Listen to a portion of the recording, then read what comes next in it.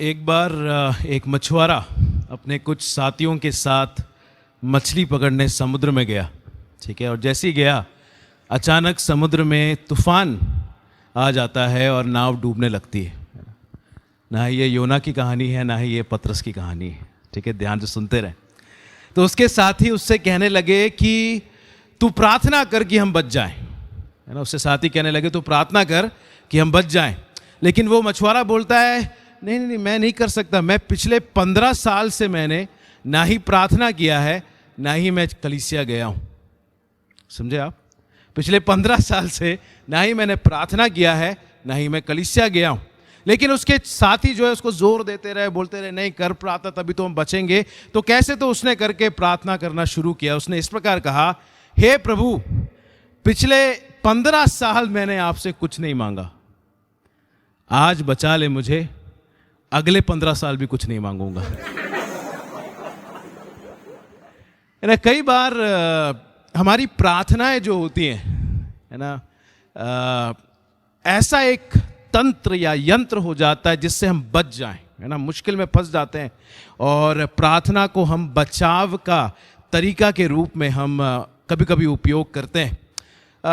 इस सुबह के वक्त मेरा सवाल है ना प्रार्थना के विषय में है कि हमारे लिए प्रार्थना क्या है ना। वो उस मछुआरे के लिए उस समय डूबने से बचने के लिए उसने प्रार्थना किया, लेकिन जब हम प्रार्थना करते हैं तो हमारे लिए प्रार्थना क्या है या हम क्यों करते हैं प्रार्थना ना। ये सवाल, 2 सवाल बहुत ज़रूरी है जब हम प्रार्थना में अपने जीवन को बढ़ाते हैं। हम सब प्रार्थना करते हैं, यहाँ पे कोई भी ऐसा नहीं बैठा जो प्रार्थना करना ना जानता हो। लेकिन ये सवाल आज इस संदेश में मैं चाहता हूं कि आप अपने आप से पूछें कि प्रार्थना क्या है आपके लिए और आप क्यों करते हैं प्रार्थना, है ना। प्रार्थना हमारे जीवन में, हम जानते हैं इस बात को, कई बार आपको सिखाया गया है, हमने सीखा है कि प्रार्थना हमारे जीवन में परमेश्वर के साथ के संबंध को दिखाता है।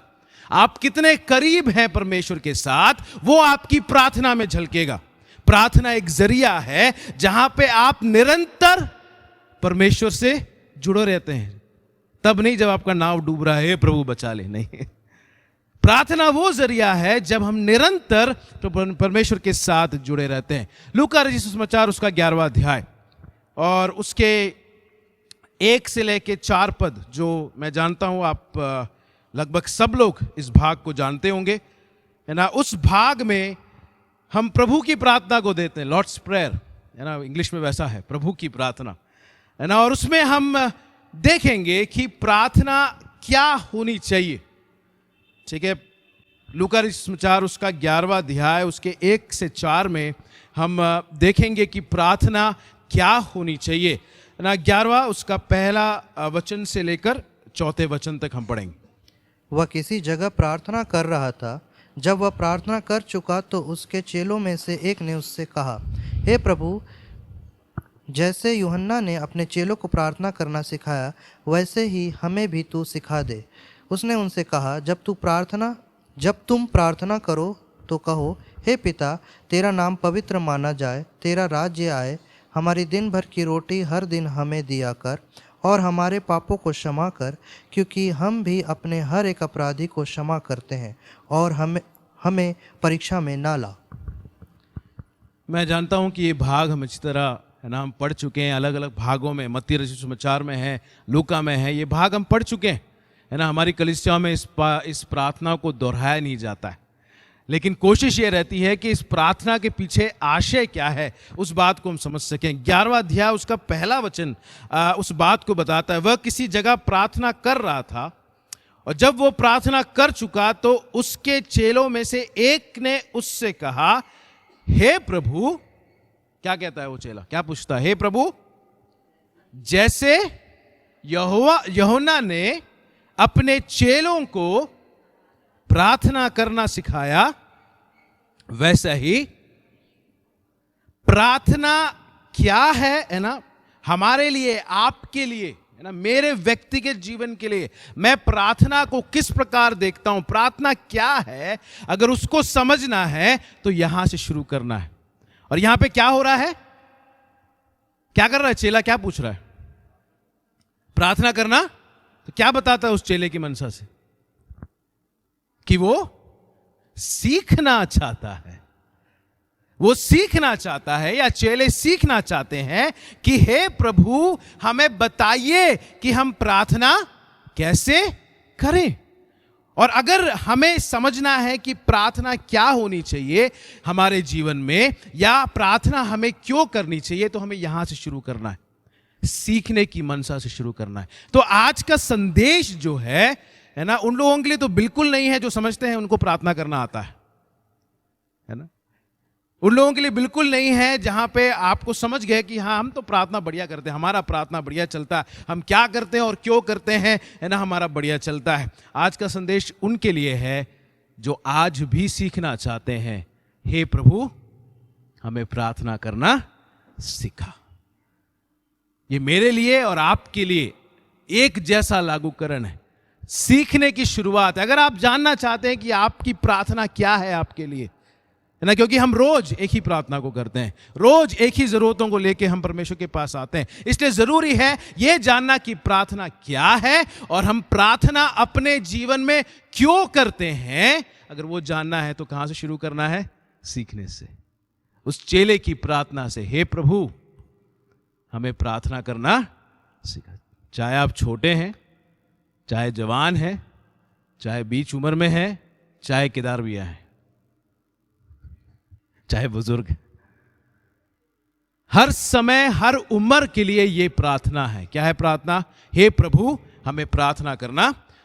तो जब ये चेले पूछ रहे हैं कि प्रार्थना करना हमें सिखा, तो वो क्या अंदेशा, क्या आशय है उनका वहां पे, और उस बात को हमको समझने की जरूरत है। वहां पे चेले प्रभु से, है ना, कुछ शब्द सिखाने के लिए नहीं बोल रहे हैं, या कुछ प्रारूप दे दें, प्रभु आप बता दो कैसे प्रार्थना करना है, वैसे ही हम चिपका देंगे प्रार्थना, है ना, वो नहीं कह रहा है, वो चेले नहीं मांग रहे हैं। और इसलिए आज के युग में ये गलत फहमी हो गई है कि अगर इस प्रार्थना को हमने रट्टा मार लिया और इस प्रार्थना को हमने कर लिया अपने मुंह से, तो वो प्रार्थना होगी। गलत है वो। इसलिए हमारी कलीसिया में से रट्टा नहीं मारा जाता। लेकिन जरूरी है कि इस प्रार्थना के एक एक शब्द के आशय को हम समझे। तो जब चेले ये कह रहे हैं, ये नहीं कह रहे प्रभु हमको शब्द बता कि हम प्रार्थना में क्या करें, कुछ शब्द बता कि हम प्रार्थना में क्या उपयोग करें, या प्रारूप बताएं। चेले ये कह रहे हैं कि प्रभु हमको बताइए कि आप प्रार्थना में क्या करते हैं। क्यों? क्योंकि पहले वचन में प्रभु क्या कर रहा था, वो बहुत जरूरी है, बहुत इंपॉर्टेंट है। वो पहले वचन में क्या किया, वो क्या किया? प्रार्थना कर रहा था। किसी जगह वो प्रार्थना कर रहा था, और प्रार्थना कर चुका तो जब चेलों ने यीशु मसीह के चेहरे को देखा तो उनसे पूछा, प्रभु हमें प्रार्थना करना सिखा, है ना। चेले ये पूछ रहे हैं कि आप प्रार्थना में क्या करते हैं, आप प्रार्थना कैसे करते हैं, आप अपने जीवन में कैसे पहुंचते हैं इस अवस्था में कि आप ऐसा प्रार्थना करते। तो चेले क्या पूछ रहे हैं कि आप हमें बताइए कि हम अपने जीवन में ऐसी अवस्था में कैसे पहुंचेंगे कि हम आपके जैसा प्रार्थना करें। तो मैं जोर ये देना चाहता हूं इस सुबह के वक्त कि मैं यहां के शब्दों की बात नहीं है, यहां पे कोई प्रारूप नहीं है। यहां पे चेले ये चाह रहे हैं कि प्रभु आप बताइए कि आप कैसे प्रार्थना करते हैं। आप जब प्रार्थना करते हैं तो बहुत अलग है, आप जब प्रार्थना करते हैं तो बहुत आकर्षित है, आप जब प्रार्थना करते हैं तो बहुत अनोखा है। आप जब प्रार्थना करते हैं तो आपके साथ, परमेश्वर के साथ का जो संबंध है आपका, वो दिखता है, वो प्रकट होता है। कैसे करते हैं प्रभु आप वो प्रार्थना? ये आशय है उस सवाल के पीछे। आप कैसे दिखाते हैं, आप कैसे अपने पिता के साथ उस मधुर, उस बहुत ही करीबी रिश्ते को अपने प्रार्थना में दिखाते हैं ना। चेले देख रहे हैं प्रभु यीशु मसीह को। यीशु मसीह सुबह उठ के चला जाता है, भोर के पहले जाता है, पहाड़ों में चला जाता है, अकेले जाके वो प्रार्थना करता है ना, प्रार्थना में समय बिताता है, वापस आता है, वो अपने पिता के साथ के करीबी संबंध को वो वहां पे दिखाता है।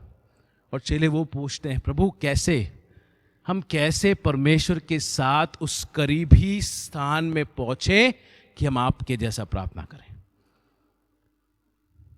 हमें लगता है कि हमें सीखने की जरूरत है ना। प्रार्थना करना हम सब जानते हैं, लेकिन हमारे प्रार्थना में क्या परमेश्वर के साथ का वो करीबी रिश्ता प्रकट होता है? Does our prayers show that we are close to God? और वो है वहां पे जो वहां पे जानना चाह रहा है चेले। कि आप सिखाइए हमें कि हम कैसे आपके जैसा प्रार्थना करें। और इस बात को समझाने के लिए है ना, वो बार बार है ना बहुत सारी बातों को वहाँ पे प्रभु यीशु मसीह वहाँ पे लाता है। तो आशय क्या है, वहाँ पे क्यों पूछा जा रहा है? ये पूछा जा रहा है कि आप जैसे प्रार्थना करते हैं प्रभु, वैसा प्रार्थना हमें सिखाइए। आपका जो पिता के साथ संबंध है, वो संबंध में हम कैसे पहुंचेंगे ताकि हम ऐसी प्रार्थना करें जैसा आप करते हैं। उस अवस्था में कैसे पहुंचे प्रभु, वो प्रार्थना आप सिखाइए। तो प्रभु यीशु मसीह शुरू करता है ना, कैसे शुरू करता है? क्या लिखा है दूसरे वचन में? उसने उनसे कहा, जब तुम प्रार्थना करो तो कहो कहो हे पिता। एक मिनट, कहां जा रहे हैं आप लोग? कहां जा रहे हैं? हे पिता के बाद क्या है? वही दिखता है हमको, कॉमा नहीं दिखता ना? कॉमा है ना? अच्छा हुआ। कॉमा का मतलब क्या होता है? पढ़ने वाले बताइए। रुकना है। ध्यान देना बहुत जरूरी है। हम परमेश्वर के वचन को जब पढ़ते हैं, हे पिता, और उसके बाद चला नहीं जा रहा प्रभु यीशु मसीह, कॉमा है उसके बाद। यानी कि प्रभु यीशु मसीह चाहता है कि जब भी ये प्रार्थना हो तो उस पिता के ऊपर सबसे पहले ध्यान जाए। मत्ती 6:9 जरा निकालेंगे ना, जो कि इसी प्रार्थना का एक भाग है। मत्ती 6:9 पढ़िए, जल्दी पढ़िए। अतः तुम इस रीति से प्रार्थना किया अतः करो, तुम इस रीति से प्रार्थना किया करो, हे हमारे पिता। हे, बताइए अब अंतर क्या है? लूका में और मत्ती में अंतर क्या है? कॉमा दोनों में है। अंतर क्या है? हमारे। तो लूका और मत्ती में आशय एक ही है। ये परमेश्वर जिससे हम प्रार्थना कर रहे हैं वो कौन है? हमारा पिता है, मेरा पिता है। और प्रभु यीशु मसीह जब प्रार्थना वहां पे शुरू कर रहे हैं, हे पिता या हे हमारे पिता, वो इस आशय को वहां पे कहने की कोशिश कर रहे हैं कि ये जानना जरूरी है कि आप जिससे प्रार्थना कर रहे हैं वो कौन है? मेरा और आपका पिता है। मेरे एक सर थे जो बाइबल कॉलेज में मेरे को पढ़ाते थे, और वो कहते थे कि स्टूडेंट्स, आप लोग जब भी प्रार्थना करते हैं ध्यान से प्रार्थना करना। कैसे प्रार्थना करते हैं हम लोग? शुरुआत कैसे करते हैं? आप लोग कैसे करते हैं प्रार्थना? हाँ, रहम दिल परमेश्वर है ना, कोई पिता परमेश्वर है ना, सामर्थी परमेश्वर, स्वर्ग में विराजमान परमेश्वर। ये सब हमारे लिए सिर्फ इंट्रोडक्शन है। ध्यान कहां रहता है? आगे क्या बोलेंगे, आगे आगे क्या आएगा भाई, आगे बोलना है बहुत ज्यादा, क्या क्या नहीं बोलना है। लेकिन यहां पे कॉमा है, और कॉमा मेरे और आपके जीवन में इस बात को बताता है कि अगर मैं उसे पिता कह के पुकार रहा हूं तो उस शब्द पे मैं ध्यान दूं, उस संबंध पे मैं ध्यान दूं। वो पिता कौन है और क्या करता है, ये जानना बहुत जरूरी है। और ये जो संदेश है ना, पिछले 2 हफ्ते से ये संदेश सुन रहा हूं है ना। कॉलिन स्मिथ परमेश्वर के दास हैं जो इस संदेश को रखे, और मुझे, मेरे मन को, मेरे व्यक्तिगत प्रार्थना जीवन को बहुत छुआ, और मुझे लगा कि मुझे अपने कलीसिया को बताना है ना। और वो ये इस बात को कहते हैं कि आपकी प्रार्थना की शुरुआत सिर्फ शब्दों में नहीं, परंतु उस समझ में कि वो परमेश्वर कौन है आपका। ये बहुत जरूरी है। आपकी प्रार्थना की शुरुआत उस संबंध के आधार में कि ये मेरा परमेश्वर है, ये परमेश्वर कौन है? मेरा पिता है। और क्या जानना है मेरे को, क्या समझना है? सबसे बड़ी बात जो आज हम दिन पर है ना, या सुबह से आराधना कर रहे हैं, जिस परमेश्वर को हम पिता कह के पुकार रहे हैं उसे पिता कहने के भी योग्य हम नहीं थे। सबसे पहली चीज, कभी सोचा है हमने? बड़े आसानी से पिता परमेश्वर, रहमदिल परमेश्वर, सामर्थी परमेश्वर, पिताजी सब तो कह देते हैं, लेकिन उस एक शब्द के वैल्यू को, उसके मूल्य को हम समझते हैं? क्या है उसका मूल्य? आप और मैं अगर वो एक शब्द कह सकते हैं तो आज उसका मूल्य क्या है? क्या था उसका मूल्य? बताइए। मैं चाहता हूं सोचिए आप इस बात को। आप और मैं उस एक शब्द को हे पिता, हे हमारे पिता, हे मेरे पिता अगर कह सकते हैं तो उसका मूल्य क्या था बताइए?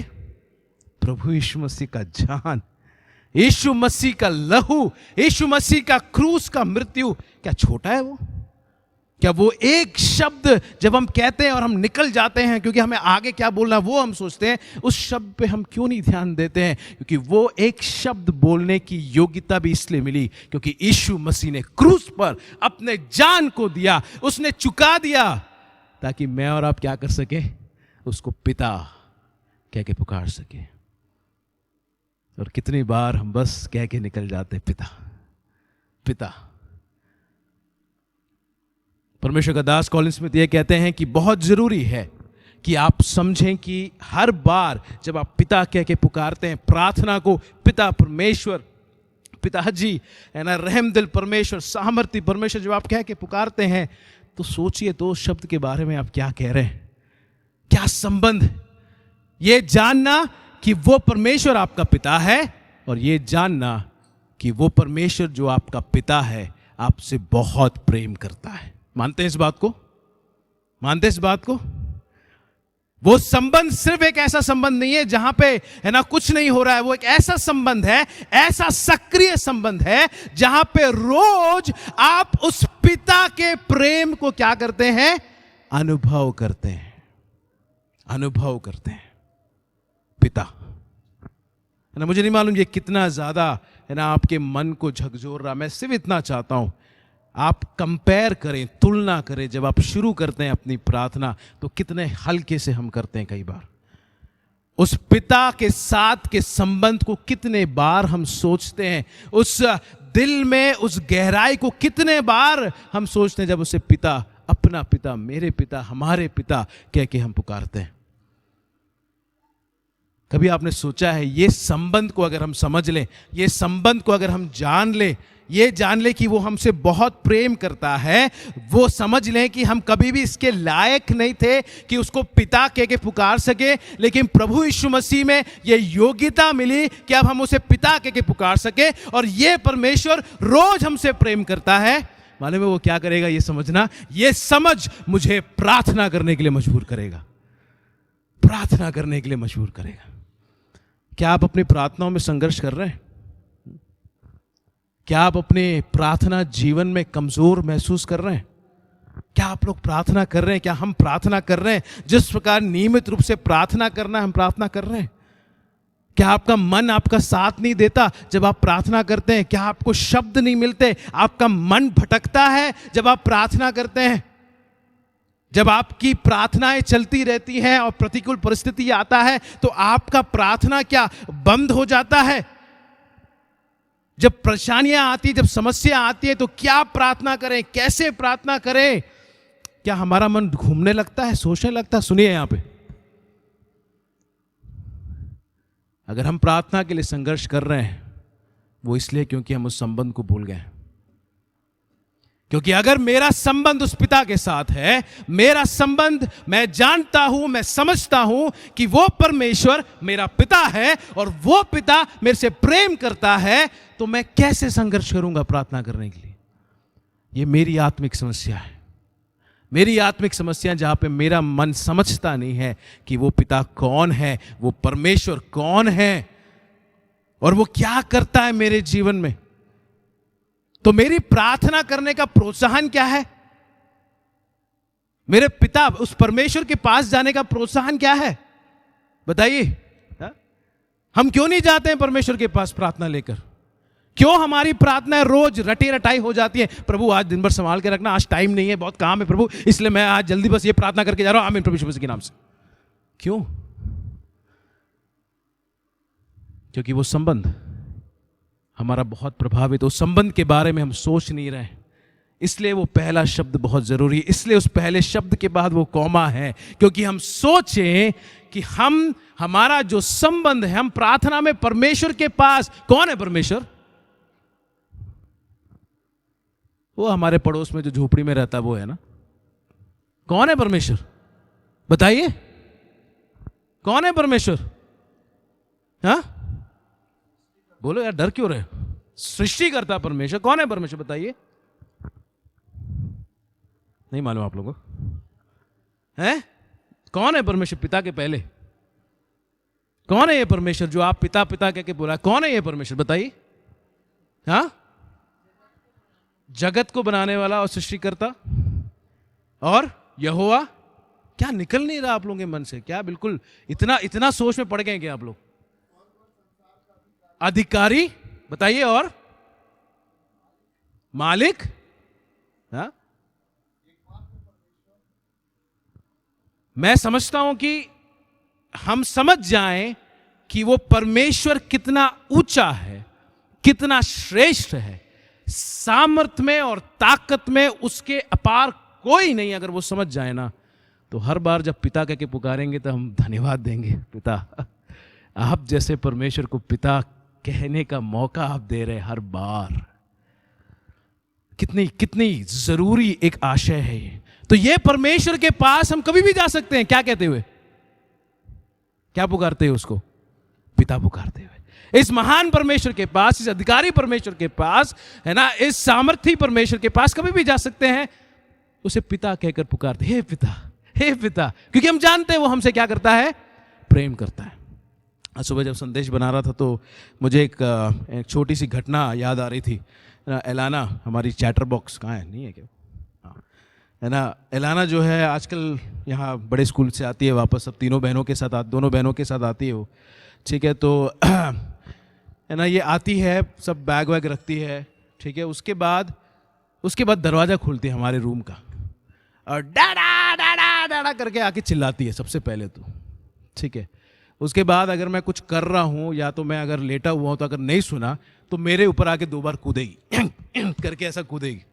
ठीक है, और उसके बाद वो निश्चित करेगी कि मैं सुन रहा हूं। एक और बार कान में 2 बार डाडा डाडा डाडा, उसके बाद आके लाइट ऑन करेगी।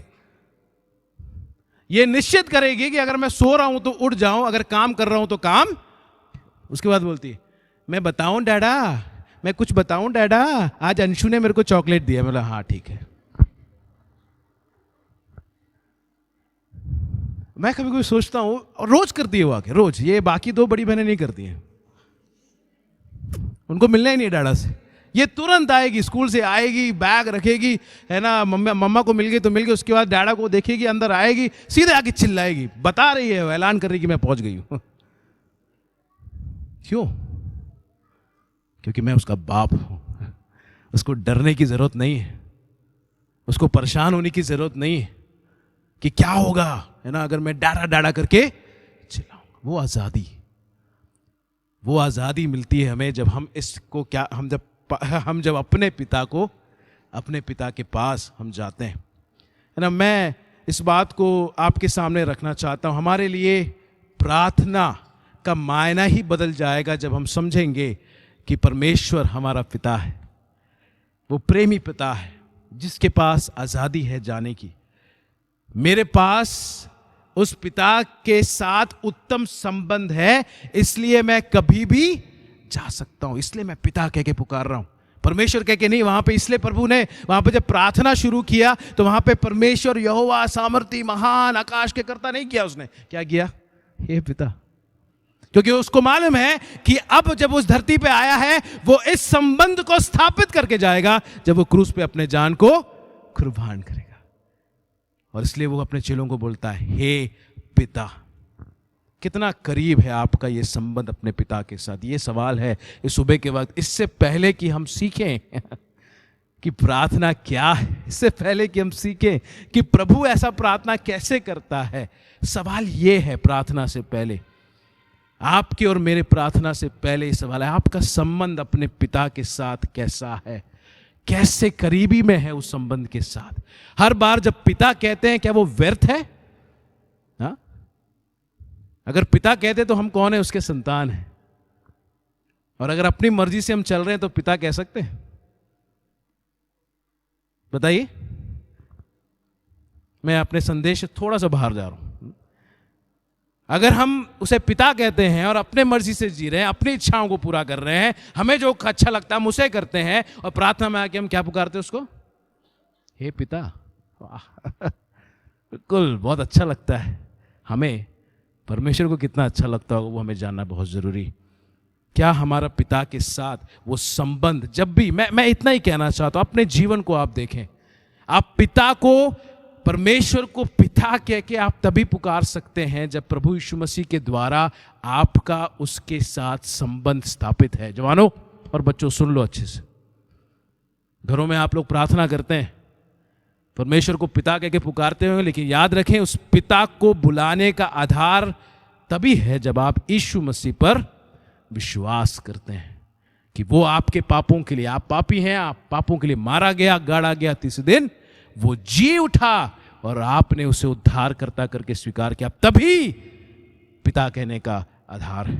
लेकिन आपके पास जो आधार है, आपने जो प्रभु यीशु मसीह पर विश्वास कर लिया है, कैसे है आपका उस पिता के साथ संबंध, उस परमेश्वर के साथ का संबंध कितना करीब है? जरा अपने जीवन को देखिए। जीवन में ऐसा कुछ है आपके जीवन में जहां पे आप अपने जीवन को जी तो लेते हैं और उसके बाद वो पिता कहना क्या हो जाता है? व्यर्थ हो जाता। व्यर्थ का शब्द नहीं है, खाली शब्द नहीं है। मेरे भाइयों और बहनों समझिए, वो हे पिता जो शब्द है, मैं इसलिए समय ले रहा हूं उस बात को कि वो हे पिता, वो शब्द खाली शब्द नहीं है, उससे मेरा और आपका संबंध वहां पे बहुत दिखना चाहिए। तो लूका 11 से 1 का 4 जो हमने पढ़ा है 5 विषयों को बताता है। ठीक है, 5 विषय है जो हमें पिता से मांगना है, उस पिता से जो हमसे प्रेम करता है। तो जब यीशु मसीह 11 का 1 से 4 में जो बातों को बता रहा है, वो विषय हैं जो मुझे अपने पिता से मांगना है। किससे मांगना है? अपने पिता से। ये कौन है ये पिता? जो मुझसे और आपसे प्रेम करता है। सबसे पहला है ना, वचन 2 में क्या पढ़ते हैं हम? हे पिता, तेरा नाम पवित्र माना जाए, तेरा राज्य आए। ठीक है, तो सबसे पहला विषय वो क्या बोल रहा है? परमेश्वर का नाम पवित्र माना जाए। अगर आप लोग लिख रहे हैं तो लिखें, सबसे पहला जो विषय है परमेश्वर का नाम, है ना। सबसे पहला विषय जो प्रभु यीशु मसीह चाहता है कि हम प्रार्थना करें वो है परमेश्वर का नाम, गॉड्स नेम। उसके बाद दूसरे वचन का दूसरा भाग, तेरा नाम पवित्र माना जाए, तेरा राज्य आए। परमेश्वर का राज्य आए, परमेश्वर का राज्य। दूसरा God's kingdom, God's name, God's kingdom, परमेश्वर का नाम।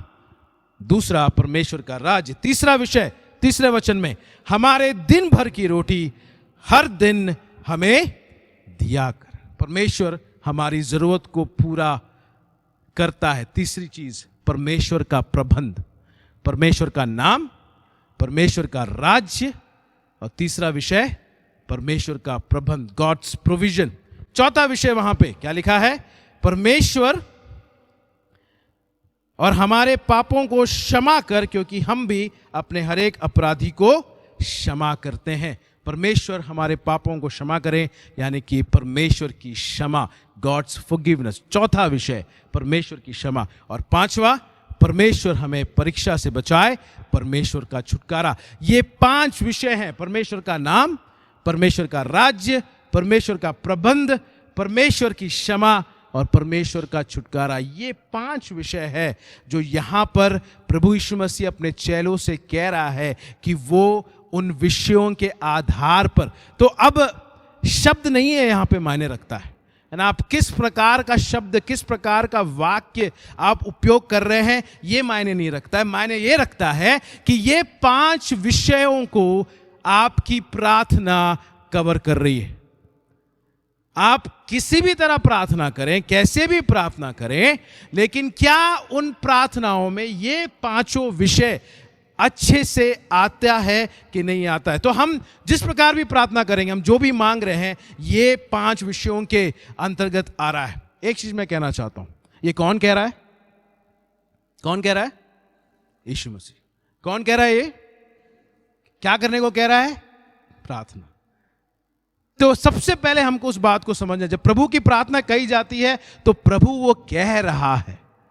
तो भले ही आप इन शब्दों का प्रयोग नहीं करेंगे, भले ही आप इस प्रारूप का प्रयोग नहीं करेंगे, लेकिन वो 5 विषय आपके प्रार्थनाओं में होना जरूरी है।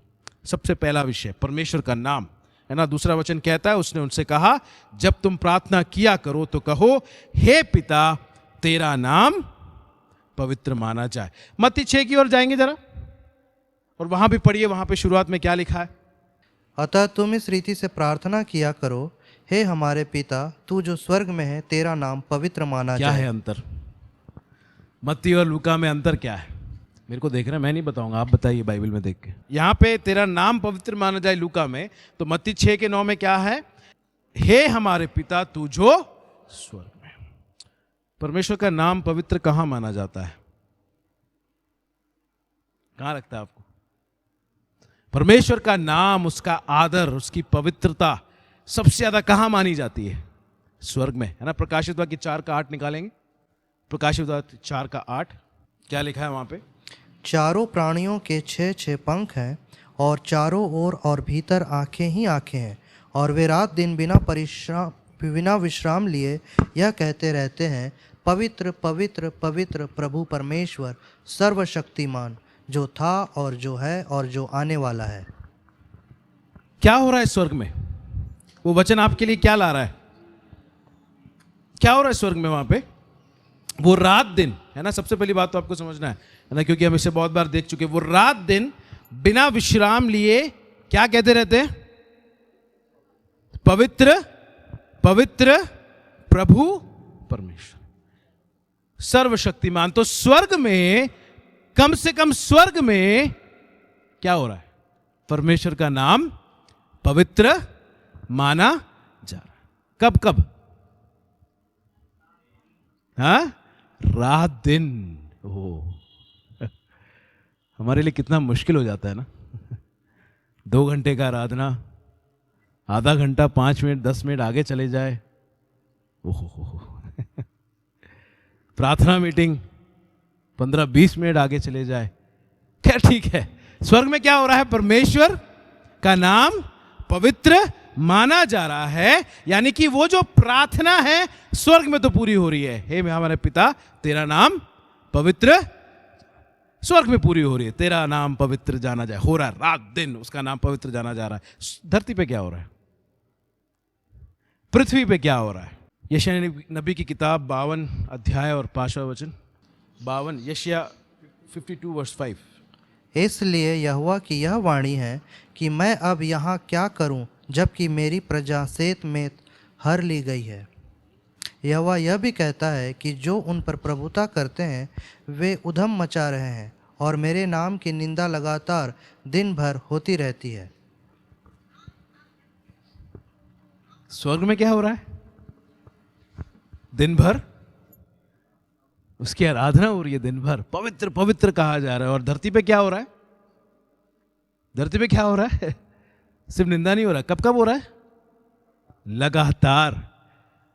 2 अलग अलग आशय है जो परमेश्वर का वचन हमारे सामने आज ला रहा है। प्रकाशित वाक्य में हम उस स्वर्ग की जगह को देखते हैं जहां पे हम जब प्रार्थना करते हैं, पिता तेरा नाम पवित्र जाना जाए, माना जाए, तो स्वर्ग में तो वो हो रहा है, लेकिन धरती में नहीं हो रहा है। इस धरती में वो प्रार्थना पूरा नहीं हो रहा है। लोग क्या कर रहे हैं? धरती पे क्या हो रहा है? परमेश्वर का निंदा हो रही है। ठीक है, तो क्या है इसका समाधान? आगे पढ़िए, क्या लिखा है? 6वां वचन। इस कारण मेरी प्रजा मेरा नाम जान लेगी। इस कारण मेरी प्रजा मेरा नाम जान लेगी। तो स्वर्ग में परमेश्वर की आराधना हो रही है, unceasing worship, that is what is happening in heaven. हमेशा दिन रात परमेश्वर को पवित्र पवित्र कहा जा रहा है, उसका पवित्र नाम पवित्र माना जा रहा है। तो धरती पर उसकी क्या हो रही है? दिन भर निंदा हो रही है। समाधान क्या है परमेश्वर के पास? ऐसे लोगों को लाए जो परमेश्वर के नाम को जाने, परमेश्वर के नाम का आदर करें और परमेश्वर के नाम को पवित्र जाने। और इसलिए वहां पे लिखा है कि इस कारण मेरी प्रजा मेरा नाम, परमेश्वर ऐसे लोगों को लाने की कोशिश कर रहा है वहां पे, जहां पे जिस संसार में उसके नाम की निंदा हो रही है, उसके बीच में ऐसे लोग आए जो उससे प्रेम करें, जो उसके ऊपर समर्पित हो और जो उसके नाम को क्या जाने? पवित्र जाने। परमेश्वर ने हमें भी लाया है ना। इस्राएलियों के लिए कह रहा है वो, लेकिन हमें भी उसने क्या बनाया है? अपना पुत्र बनाया है। हम उसके लोग हैं। हम किसके लोग हैं?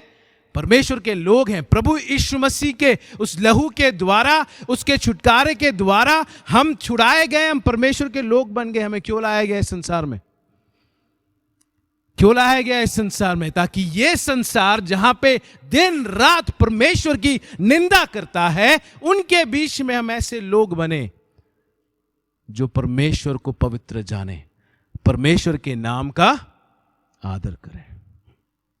समस्या वहां खत्म नहीं होती है। रोमियों की पत्री निकालेंगे, 2 अध्याय और 24वां वचन पढ़ेंगे। परमेश्वर ने समस्या का हल तो ले आया, क्योंकि स्वर्ग में तो उसकी आराधना होती है, धरती पर उसकी निंदा होती है, और परमेश्वर ऐसे धरती पर ऐसे लोगों को ला रहा है जो उसके नाम को जाने, उसके नाम के पवित्रता को जाने, उसके नाम को आदर करे। लेकिन चुनौती अभी भी है। क्या है चुनौती? पौलुस क्या बोल रहा है रोमियों की पत्री 2 अध्याय और 24वें वचन में, रोमन्स 2:24, क्योंकि तुम्हारे कारण अन्य जातियों में परमेश्वर के नाम की निंदा की जाती है, जैसा लिखा भी है। किसके कारण? किसको कह रहा है ये पौलुस? किसको कह रहा है ये? रोमी की पत्री में कह रहा है, इस्राएलियों को कह रहा है क्या? क्या लगता है आपको? किसको कह रहा है वो? रोम, उस कलीसिया को, उन विश्वासियों को वो कह रहा है। वहां पे एक पर्टिकुलर एक घटना हो रही है वहां पे, इसलिए वो कह रहा है। और वो कह रहा है तुम्हारे कारण क्या हो रही है? निंदा हो रही है। तुम्हारे कारण परमेश्वर की निंदा हो रही है। कहां? विश्वासियों के बीच में नहीं। किसके बीच में? अन्य जातियों के बीच में। चुनौती है। तो पौलुस ये कह रहा है, जिन लोगों को परमेश्वर चुन के लाया ताकि इस संसार में जहां पे उसकी बदनामी हो रही है, उसकी निंदा हो रही है, उन लोगों को लाया ताकि वो परमेश्वर के नाम का आदर करे, परमेश्वर के नाम को पवित्र मनाए। वही लोग क्या कर रहे हैं? क्या कर रहे हैं? निंदा का कारण बन रहे हैं। हम जब वो प्रार्थना शुरू कर रहे हैं ना, फर्राट से निकल ना जाए, हे हमारे पिता, तेरा नाम पवित्र माना जाए, तो जरा अपने हृदय को झांक के देख लें। ये जो प्रार्थना है, सबसे पहले मेरे और आपके जीवन में प्रभाव डालना चाहिए। सबसे पहले आपके और मेरे हृदय में।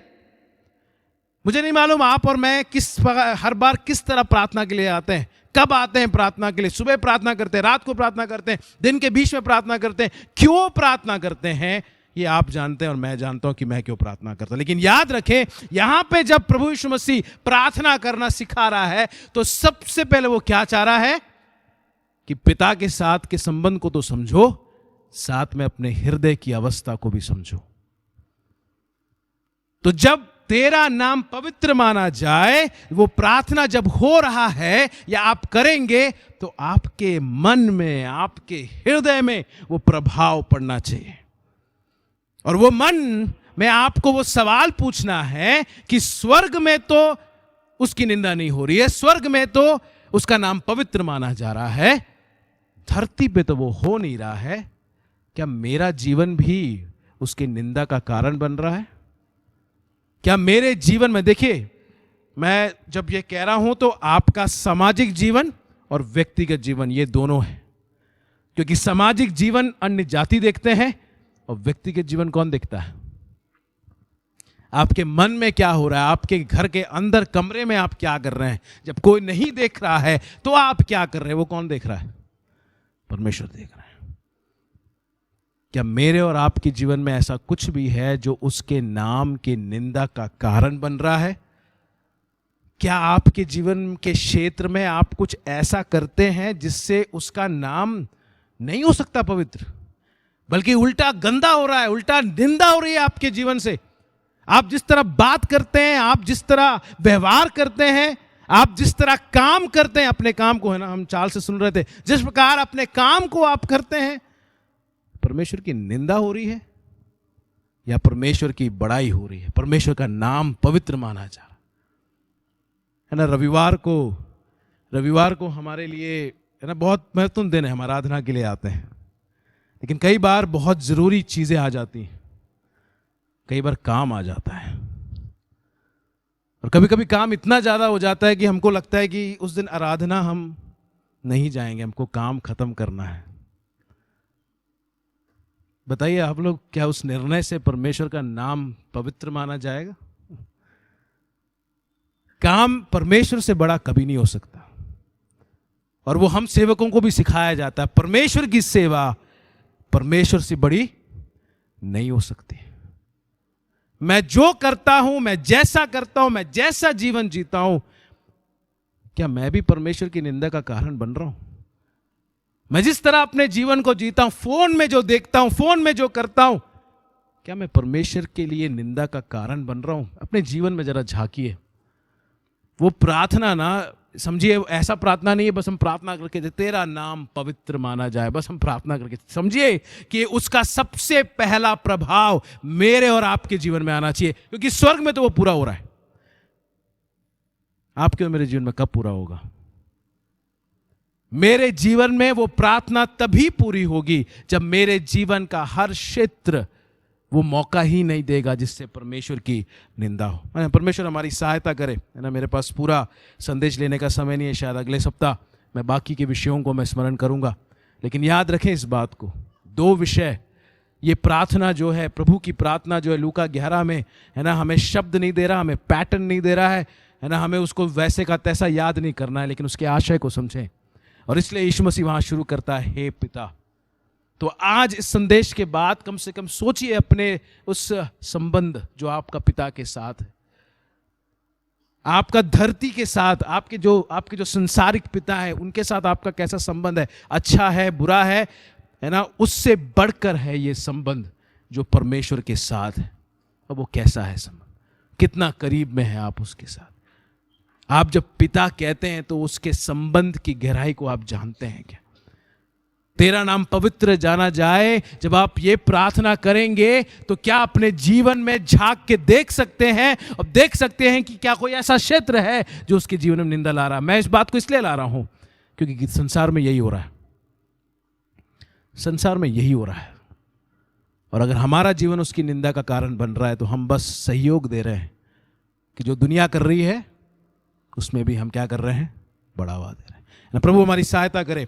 बाकी बातों को हम अगले सप्ताह देखेंगे, लेकिन उस आशय के साथ आए, कम से कम इस सप्ताह जब प्रार्थना करेंगे और जब पिता करके पुकारेंगे तो उस संबंध के बारे में सोचें, जाने देखें कि वो संबंध क्या है और वो कौन है जिसको आप पिता कह के पुकारते हैं, वो क्या करता है। और ये भी देखें, बहुत जरूरी है, आप प्रार्थना तो कर लेंगे, आपको जो चीजें आपको चाहिए आप उसके लिए प्रार्थना करेंगे, लेकिन याद तो कर लें, थोड़ा देख लें झांक के कि आपके जीवन में कुछ ऐसा है जो परमेश्वर के लिए निंदा का कारण बन रहा है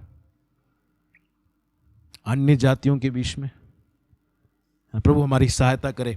आने वाले हफ्ते में हम बाकी के भाग को देखेंगे, प्रार्थना करके हम समाप्त करेंगे। पिताजी,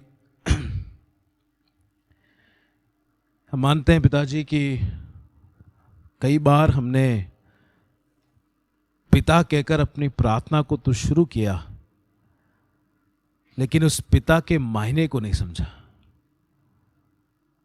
उसके संबंध को नहीं समझा। कितने बार हमने उस पिता शब्द को हल्के में लिया और अपनी प्रार्थनाओं को हमने किया है। हमारे पिता